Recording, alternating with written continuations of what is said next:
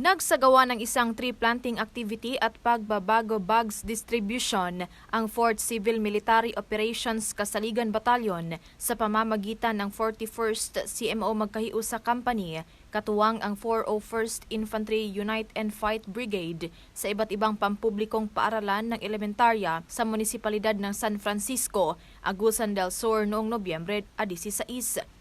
Umabot sa 412 bags na may lamang school supplies at dental kits ang naipamahagi sa mga grade 1 pupils ng Binanagan Elementary School, Pasta Elementary School, Alegria Elementary School, San Francisco West Central Elementary School, Santa Ana Elementary School, Manuel J. Labindao Elementary School at Pisaan Central Elementary School.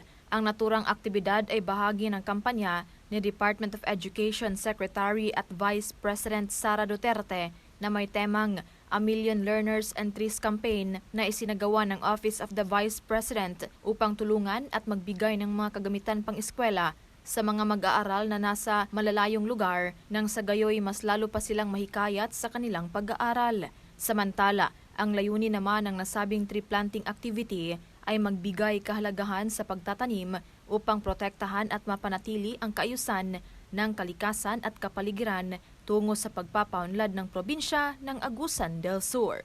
Napapanahong balita, serbisyo publiko para sa Pilipino. Ella Rivera, 4ID News.